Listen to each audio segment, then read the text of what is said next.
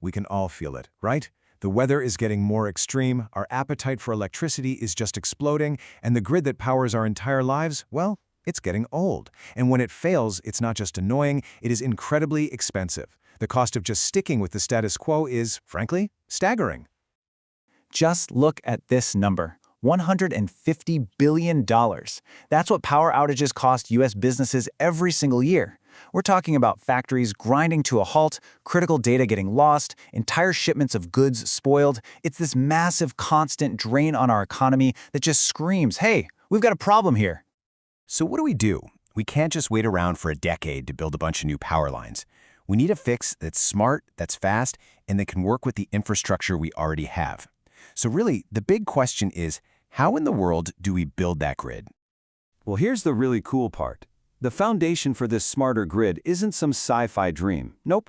The building blocks are actually already here, being quietly installed all around us. They're laying the groundwork for a huge leap forward.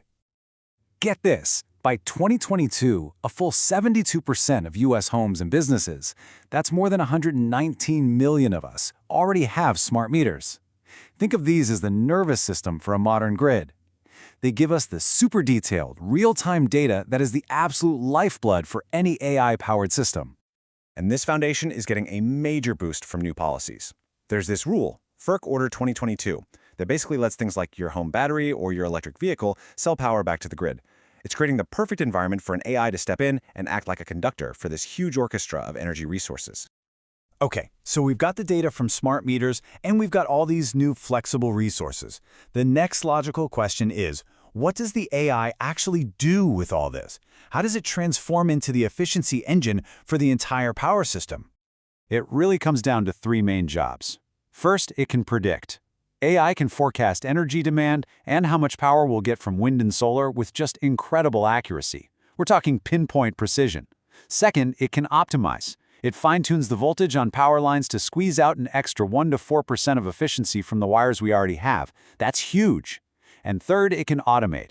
It coordinates thousands, even millions of little devices, like batteries and EVs, so they work together as one giant virtual power plant. There's a great term for this in the industry, sweating the assets. It's a cool way of saying you're getting every last drop of performance out of the infrastructure you've already paid for.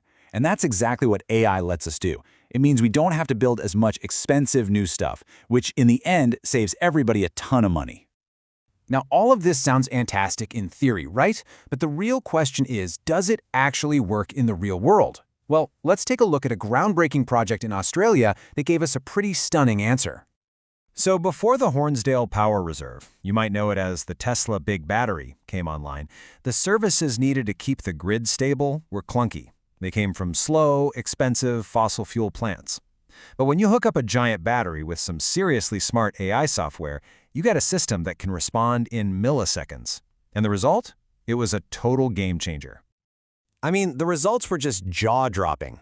The price for this one critical service that keeps the grid's heartbeat stable just plummeted.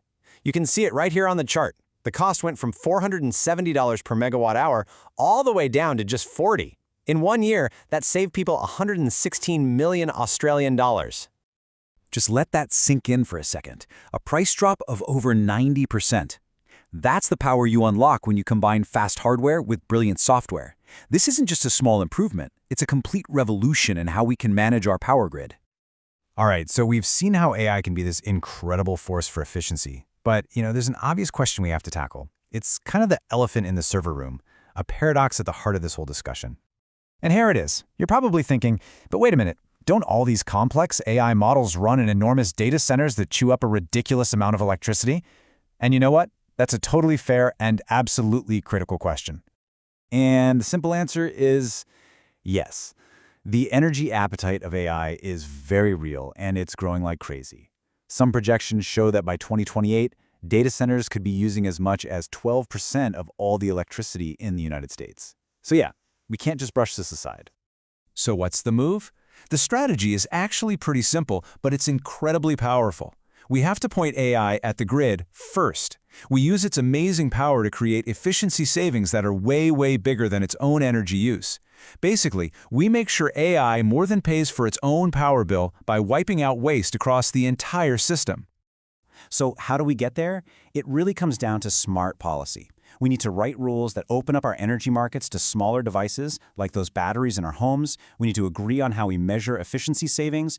And we need to create incentives that actually reward the incredible speed and flexibility that AI brings to the table. We've got to update the grid's rulebook for the 21st century.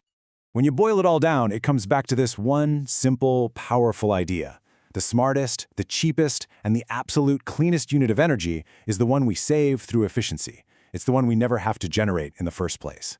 By making our grid radically more efficient, AI helps us find those saved megawatts, keeping our lights on, cutting emissions, and powering a much more reliable future for all of us.